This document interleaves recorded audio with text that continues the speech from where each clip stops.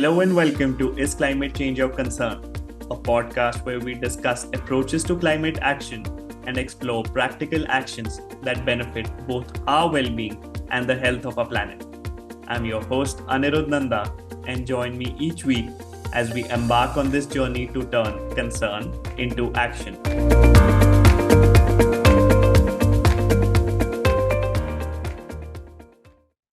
Our cities are facing unprecedented challenges: climate change, economic uncertainty, social inequality, amongst others. From scorching heat waves to devastating floods, these issues aren't just headlines. They directly impact our daily lives, our opportunities, even our sense of belonging.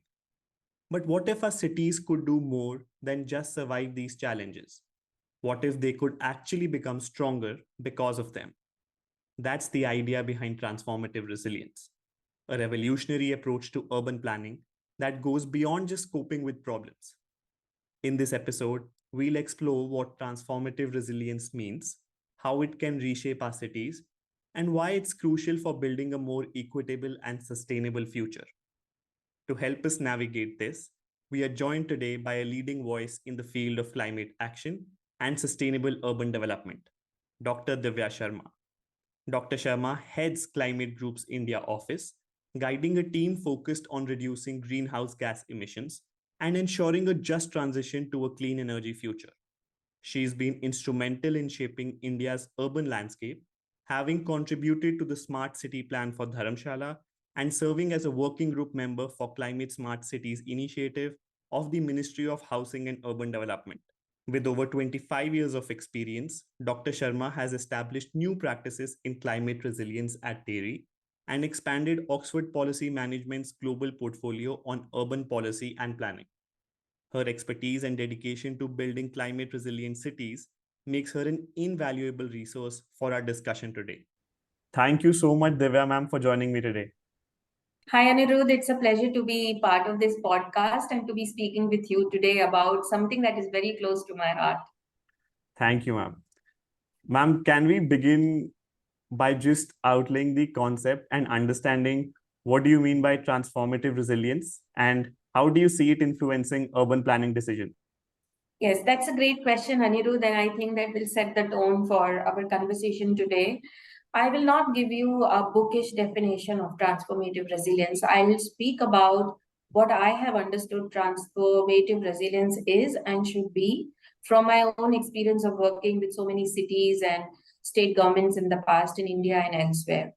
I think transformative resilience is that kind of change that we can bring, and we are talking about urban development, so maybe about cities, where cities are able to not only withstand the challenges of the modern times, be it challenges related to climate impacts, be it challenges related to financial downtown, or maybe challenges related to culture or social, political. And these cities need to thrive on some of these challenges to go beyond these and stand up and start working as usual.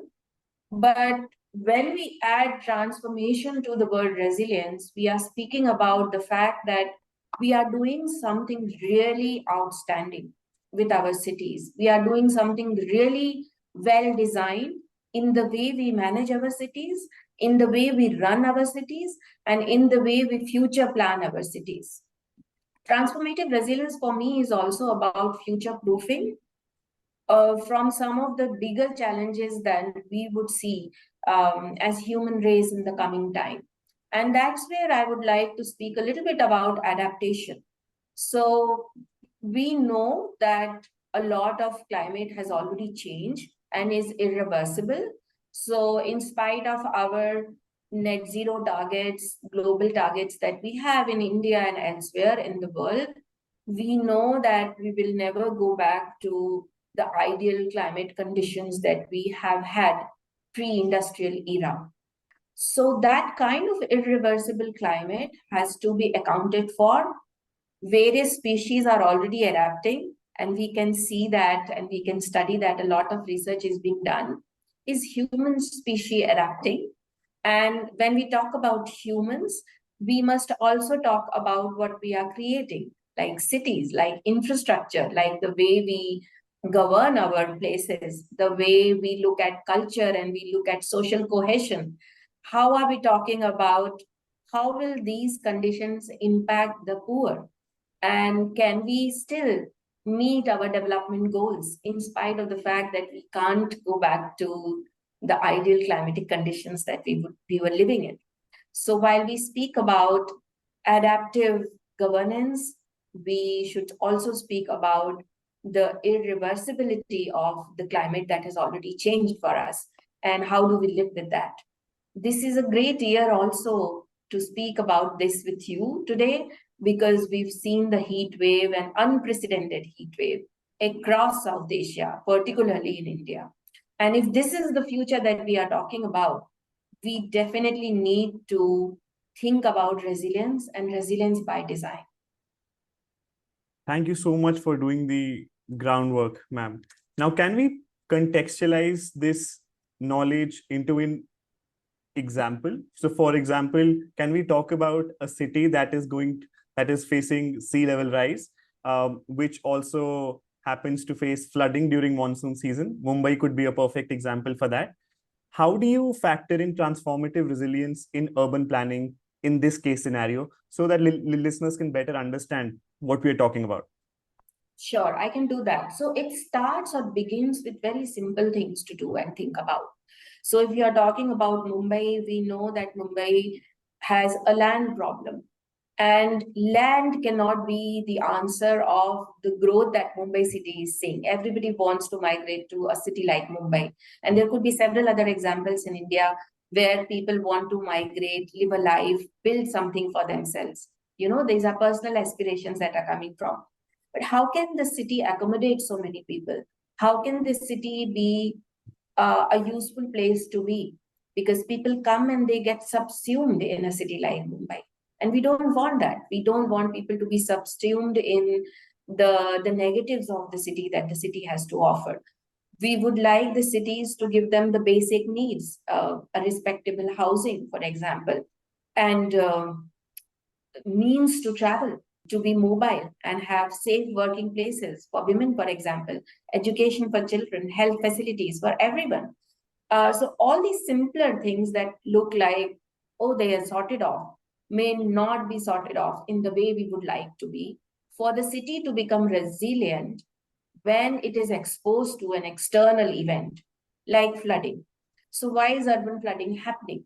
Urban flooding in Mumbai, for example, is happening because some climate changes happen and we are having a lot of heavy rainfall day in a single day events from now on. That is what is predicted, that is what is happening. But the cities that how they are built are not built to take that kind of stormwater, volume of stormwater. So how do we look at retrofitting some of the infrastructure when the new infrastructure is being built? How do we see that the infrastructure is well attuned to take that kind of water and about, is prepared for extreme events? So that's one example. But besides that, it's not only about infrastructure resilience that we need to build in a city like Mumbai. It's about systemic resilience that we need to build in a city. So is it necessary that, and that's where the role of technology comes in. For example, I may not like to go to work, and we do that already. We are adapting. We don't want to go to work on a rainy day because we can expect the traffic snarls and we can expect that there will be a lot of water logging around the city. So one is, how do we deal with that water logging? How does we improve? How do we improve the infrastructure and how it is designed to be built for some of those extreme events? And the other is, how do we make sure that cities are managed, people move, not move, stay at home, work from home, all those things taken together. So if a city is saying, we will keep the school closed for 5 days because this has happened, do we have an infrastructure in place, technology in place, so that children don't miss education for those 5 days? Because this is 5 days less of their education. And that should not happen. So we should be thinking beyond firefighting. And that is what about transformative resilience is all about. The other thing is about social resilience. When some of these happens, and in Mumbai also, we've seen a lot of great examples coming from a city like Mumbai, how people have supported each other. And they've not relied on government. They've not relied on any other thing coming from outside. So building social resilience is extremely important. And that's where the question of equity comes from. People from different classes should be able to support people who don't have means and who don't have support systems. That's one side of it. And it's about social coalition. It's about culture that we build in our cities. But the other thing is from the side of government, those social networks, that social security should be the first priority during these times for the government. It's not about only rescuing people from a flooded area. It's about the loss that occurs, the loss and damage that happens from these events. What are we doing about it? Because people, poor people, are bound to get into that ditch of poverty, which they will perhaps not overcome for many, many years to come. So it's about livelihood reassurance, job security, about the PDS system, that they get, the basic minimum that they need to strike their families and maintain their families and their well-being. Transformative resilience, from what you've explained, looks like a tectonic shift in as to how we approach the idea of urban planning. There are many moving pieces. There are many small pieces. There could be many large pieces. And as you rightly said, that we are facing extreme weather events increasingly.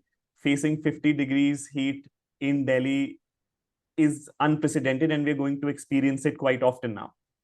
But knowing that we need to have such tectonic changes, and also understanding our limitations, that we are not there yet. How do we balance where we are and where we want to reach, considering all the constraints that we have today? Sure. So I think first we should ask, what are our constraints? Maybe the scale of the problem is a constraint because we are dealing with millions of people at one go. When we speak about transport, for example, the millions of vehicles that are on road are a constraint. How to manage them, how to control air pollution because so many vehicles are there. And there are ways to do that. We are talking about deploying EVs and converting the entire fleet of vehicles on road to be EVs. And then there's another question about whether the EVs are charged by renewable electricity. That also is an important factor. But then I am a proponent of mass transport system, of designing mass transport system, making them affordable to people, talking about tariffs that are affordable to most of the people, if not all, and trying to see how do we build in a network of transportation within a bigger city or smaller city or secondary city that people can be moved from one place to another. So we are talking about mobility, not talking about a private mode of transport, but talking mobility in terms of public mode of transport, point-to-point connectivity, affordability, safety, also infrastructure that is enabling children, women, old people to ply within the city, to be able to move within the city. So that's one side of your question.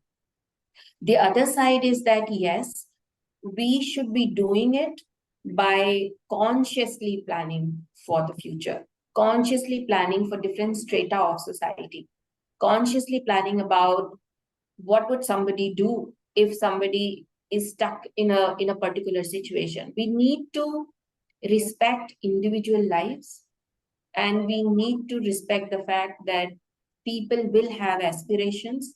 How do we deal with those aspirations? We need to create a demand for better options. And I know that we will speak about something about behavior change later in this conversation, but I'll leave it here and maybe you might have a connecting question that you want to ask. I really like your framing when you said that first we need to question what is our constraint.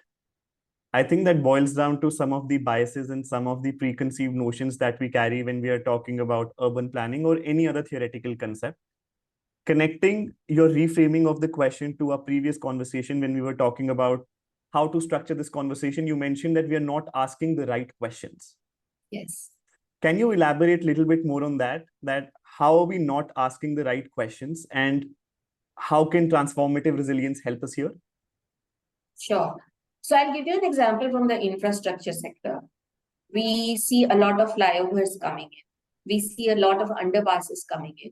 And we also see that in cities like Mumbai, in cities like Delhi and big cities, most of these underpasses are flooded. So my simple question is, this is a design project. Why didn't we take into account that some level of stormwater will have to be accounted for? And why didn't we take into account how will this infrastructure be used in different seasons? And India is a great example, like from starting from the north of India to going down to the south coast and the east coast that are prone to sea level rise, and north that is prone to glacial melt, cloud burst, high rainfall events, then the desert area, which will see a lot of dry spells.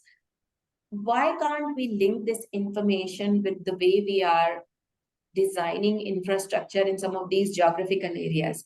In my past work of last 18 to 20 years, where we were planning, making adaptation plan for cities, we have been telling this time and again that there has to be some geographic intelligence, climate intelligence that needs to come into infrastructure planning. And talking about right questions, I think we do the bare minimum in terms of when we are planning for cities, when we are building these flyovers, when we are talking about infrastructure. We tend to do the bare minimum in our country. I think we should be starting to look at excellence in what we do. There are simpler things, and there are countries like Japan that are great example of how they have bring in excellence in their design and in the way they are managing their cities and their infrastructure. And when I say excellence, I say simple things like thinking about the details of how a human being will use that space. I come from an architecture background. This one bigger subject and very important one, where we are taught about the ergonomy of furniture use, the fact that a human body needs certain space to move, to take bath, to lie down, to sit, to move. And all these things are considered when one is designing a house. Why do you design a 7 feet opening in a house? Why do you have a lintel at a 7 feet level? Why don't you have it at a 6 feet or a 5 feet?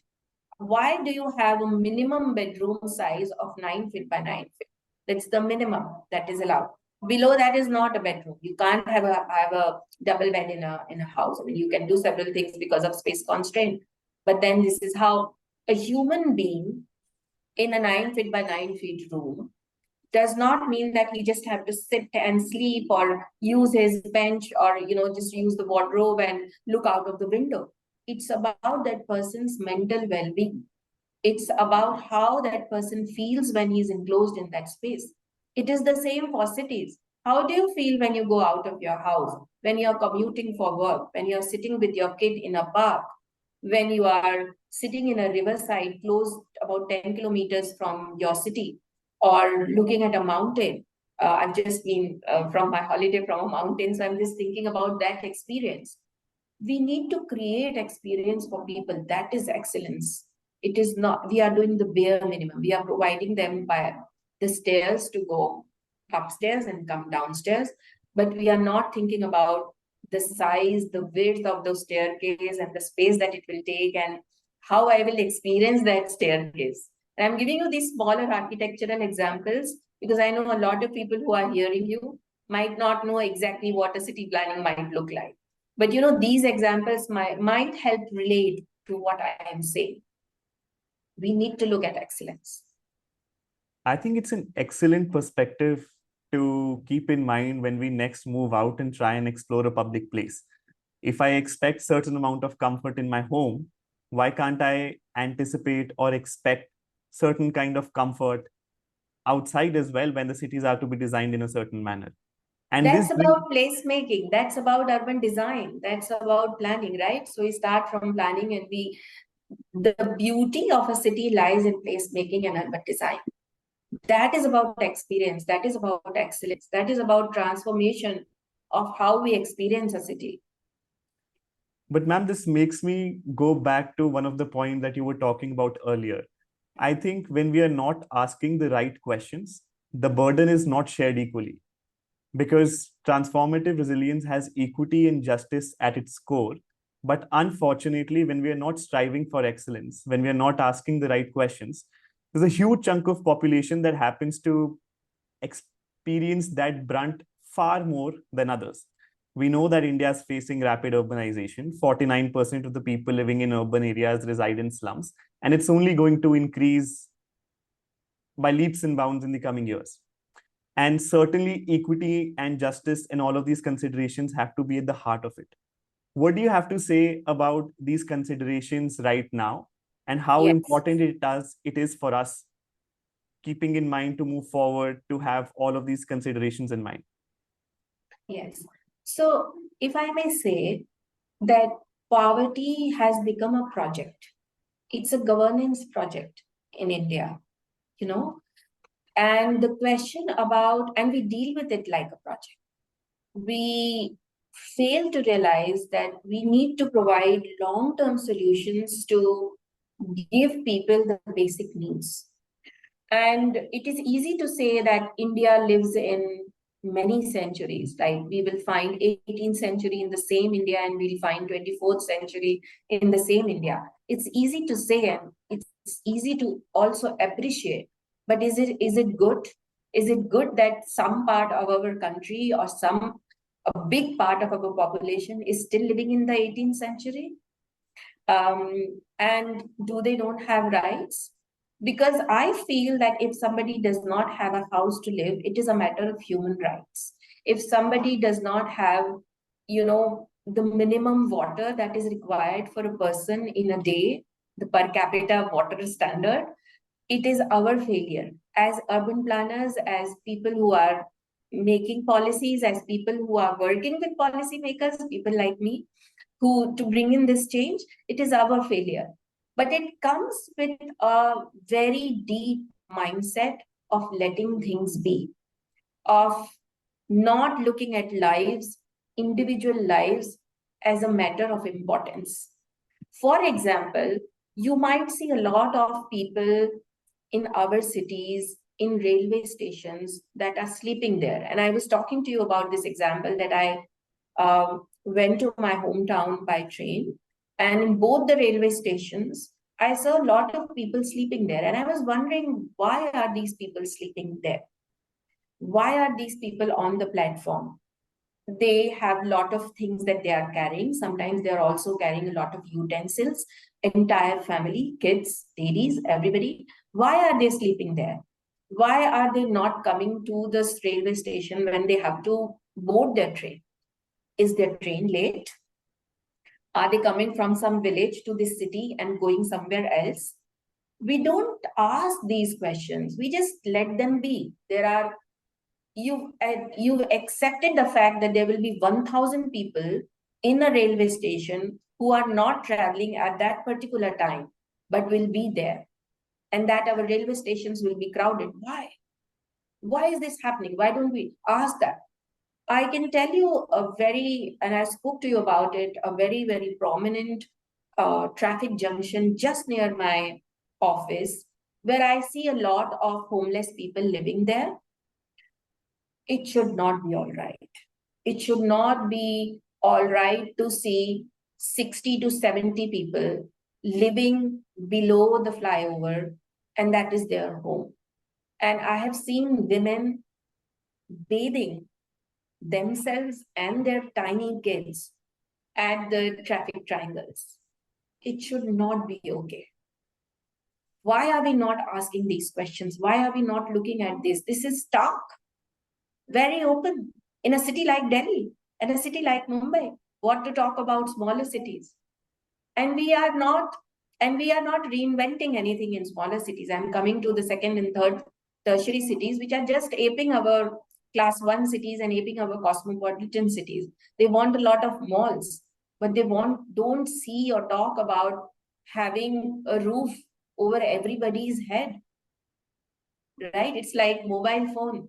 We want mobile phone for everybody, but we don't want to pay 5 rupees fee to use public transport, public toilets.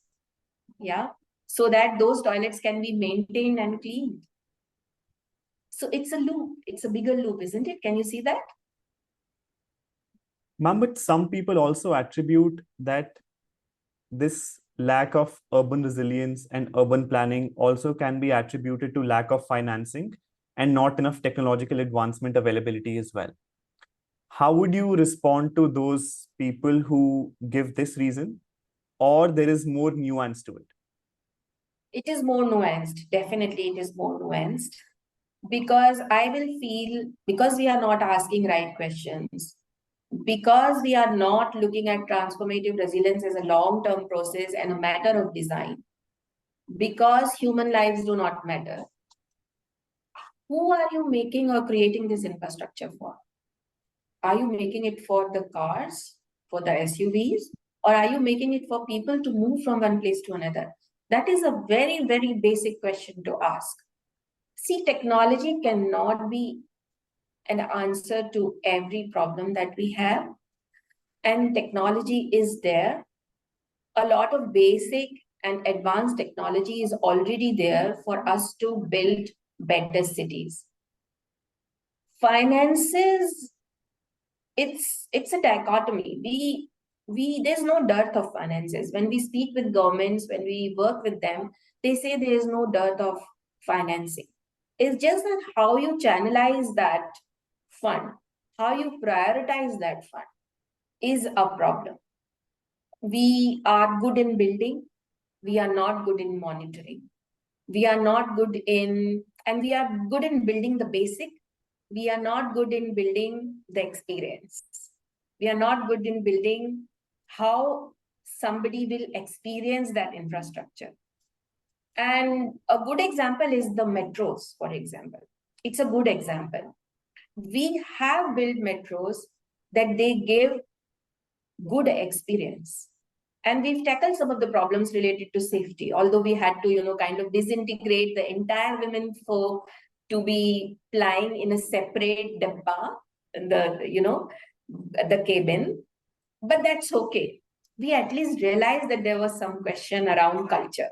We realized that some things cannot be changed as easily and quickly. And by the time we change that culture, we can't let our women face the problem day in and day out. So we created another cabin for females. There are no toilets in most of the metros.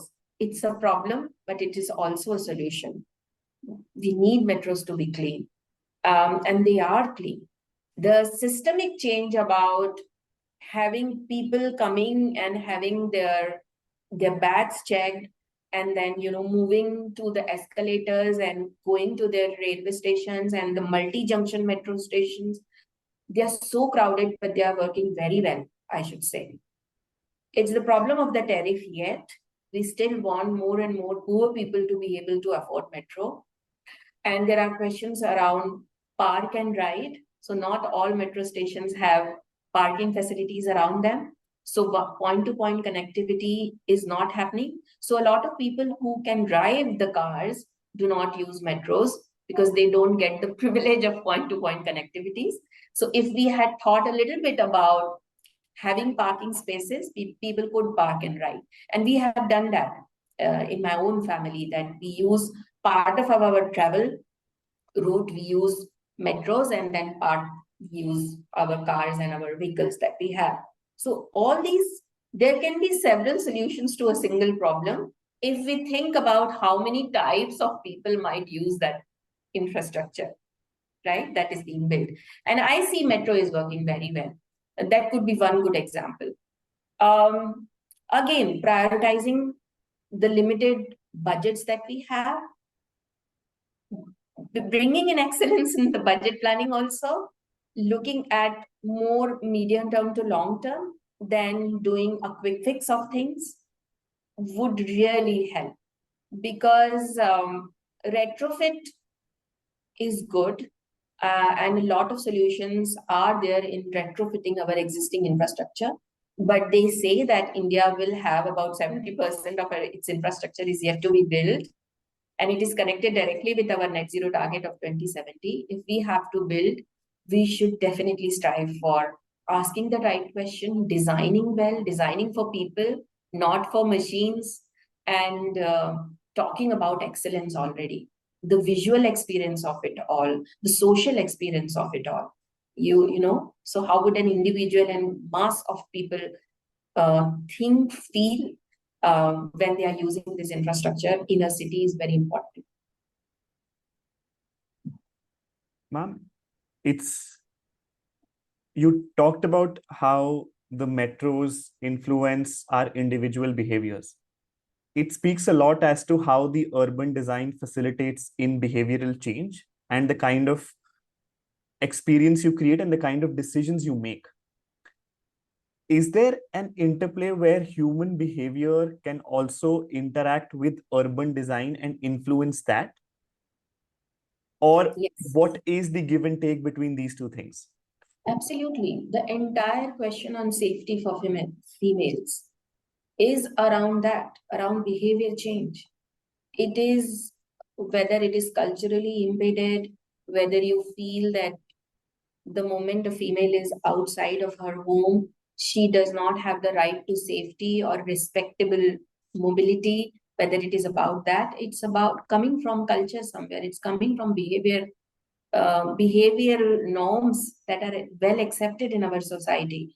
And if we don't provide them the infrastructure that helps them maneuver past some of this behavior and culture, then we have failed. We have failed to provide our females the opportunities to be productive in their lives, the opportunities to experience the city as any other person would experience, any male would experience. And it's a big failure on our part. And it's pathetic. As a female, I can say that it's really pathetic. I face it day in and day out still. I am much privileged in the way I am in a social structure that we have. But if I can face that, just think of the other people, think of the young girls who are going to their colleges and starting their careers and having smaller jobs, and they don't have the means to get an auto and other things, right? So think about those questions. Then I'll give you one example from one of a very interesting study on behavior change around toilet usage that I had done in my previous organization, where we were working with slums and talking to a lot of people about what do they think toilet is. And we were talking to a bunch of people, and my colleagues were working with them, and she narrated this incident with me, which just it really struck hard, and I really want to share with you. Is she went to these slum dweller children and she said, do you have a toilet? Do you use a toilet? And they said, yes, we use a toilet. And he was very confident about telling, it's a small kid of 5 years old or 6 years old. And she said, what do you do? She said, everything. We have a place to take bath, and we have a toilet. And she said, can you show us where this toilet is? And the children were very happy to take her along to this place.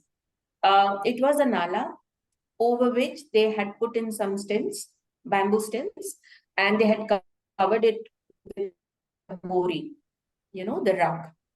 And it was a small enclosed space. So definitely it was sufficient to cover your modesty, but it was not a toilet.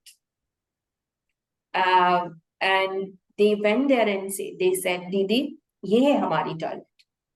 And it was shattering. It was shattering because you feel that you failed in providing basic things to people. And you failed not because you've not provided those facilities. You failed because you've instilled in some way, directly or indirectly, the notion that stilts and rug makes for a toilet. Is it not basic? So this is what about behavior change. Behavior change amongst people to use facilities judiciously, to understand that not everybody has the privilege, but also on the side of governance, that you just can't accept things like that. You just can't accept that people, some part of your population, a big part of your population, cannot live with dignity. That is not acceptable. And I refuse to understand that it is not by design. You've let it happen, so it is by design. The cities could not be meant for that. People should not migrate to cities if this is what is an acceptable norm for cities to have. Thank you so much for sharing this experience, because I think it allows us to not only question our privilege, but also question the next time we go out on road, and just to question the design of it as to like what does the design want to achieve, and why is it the way it is, and how could it be better. It's just about, I think, boils down to asking the right questions. So now that we have a list of things to look at, a list of questions, could we move on to the last segment, and could I please request you to share some call to action, to different stakeholders? It could be anyone who's in the urban planning process, anybody who is in the planning process. That would be great.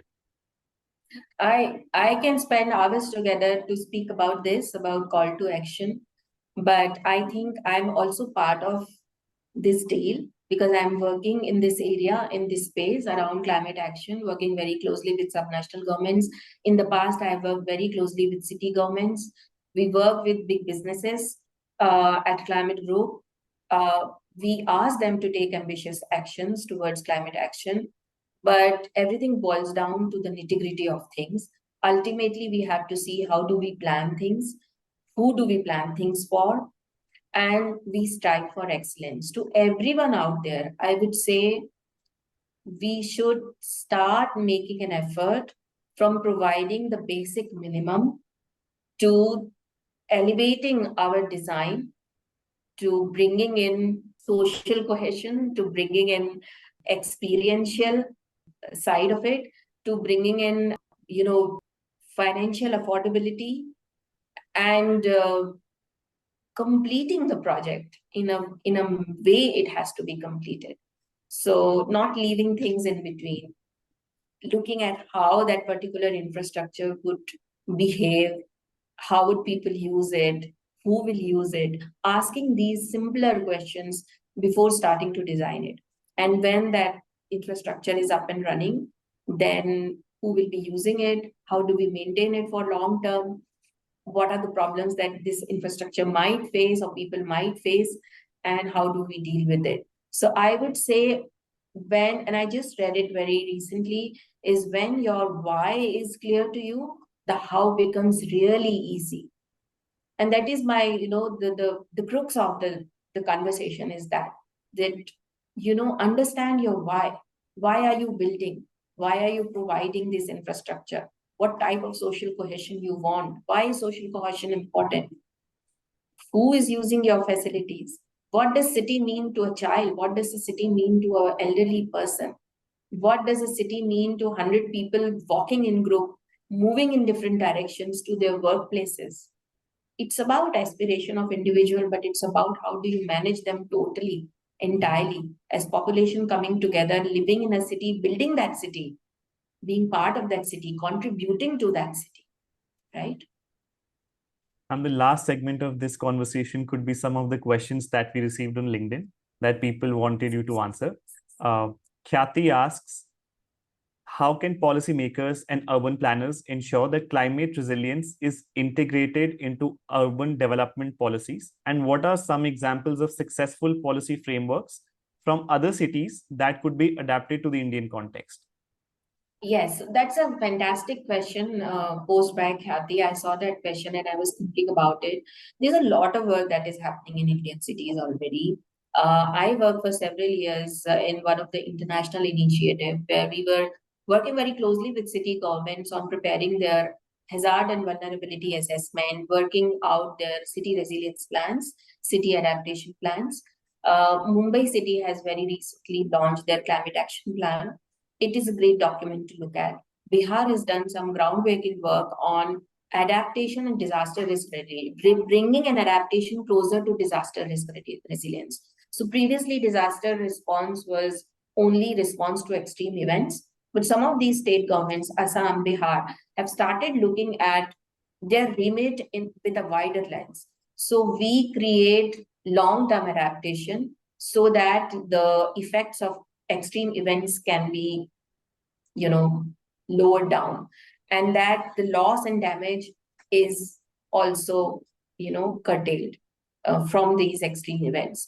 Previously, many years ago, disaster resilience or disaster management was about how do you evacuate people. But now it has a lot of social meaning to it, about health facilities, about not only people getting people to safer places, but reinstating their lifestyles, reinstating their jobs, giving them good health facilities post extreme event, but also talking about the slow onset climate change, which is very much important part of adaptation process and building resilience within communities. Some good examples are city of Surat. There's some good examples where city of Gorakhpur has done some great groundbreaking work around peri-urban resilience building. One can look at. In terms of state, there are many pioneering states, including Bihar, Maharashtra, Tamil Nadu, who are looking at water conservation. And I would really like to say that it's linked to your question on technology and finance. I think a lot of Indian cities are facing the problems because they are not conserving enough. They are not conserving their traditional ways of living or traditional ways of building. They are not conserving their biodiversity. They are not conserving water. They are not conserving their forests. So conservation is an important part of how we deal with adaptation and how we build transformative resilience. So just making sure that Khyati's question is also covered, but something that came to my mind right now. Thank you so much, ma'am. The next question is by Rahul Reddy. He asks, what different themes of livability and sustainability take precedence while forming policies on climate resilient cities? Of course, I think it's a great question again. See, there's no dearth of sustainability indicators or livability indicators. It's a great question because it is just supporting what I was saying all this while in this podcast, that we should now not allow poverty or poverty to thrive by design. We should not allow unaffordability to thrive by design. We should not allow questions around access by design. It should be the opposite, right? And no matter how many livability indexes you have to ultimately start from the basic. Does a human who will use the city, who will live in the city with his family, his life, his experience, his quality of life, does it matter to you? Unless you ask these questions, you will not be able to design for the masses. Unless you start with an individual, you will not be able to design for the masses. All of these big urban planners who we have studied all our life to become good urban planners have said that what are cities? Cities are a place to live, work, and play. But none of this is happening without profits. It's a struggle, isn't it? I'm so glad to see from this conversation that your why is very clear. And I'm really hopeful that this why manifests into really concrete house and we see great strides coming out of your work. Thank you so much for your time, insights, and your candid sharing of experiences, ma'am. Couldn't have asked for more. Thank you so much. Thank you, Anirudh. And I'm glad that you able to allow me to speak about asking the right question. And it started with you because you asked me the right question when we started speaking about this podcast. So great. And thank you. I'm really glad to be here with you today. Thank you so much, ma'am.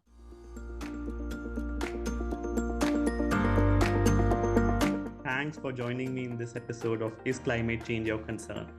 This would not have been possible without the invaluable support of the Future Founders core team, and I'm grateful for that. As we wrap up this insightful conversation, I'm left with reflecting on a few key points that truly resonated with me. Dr. Sharma's emphasis on asking the right questions is a powerful reminder that we need to challenge the status quo and rethink our approach to urban planning. Our cities are not accidental. They are the result of deliberate choices and designs. If we want to create cities that can withstand the increasing pressures of climate change and its ripple effects on the society, we need to bring in a level of conscious planning that goes beyond the bare minimum. We need to prioritize equity, sustainability, and the human experience in every decision we make. It's time to design cities that not only survive, but thrive in the face of challenges ahead. Do let me know what you think about this episode, and if you enjoyed this, please subscribe and share it with your friends. See you next week.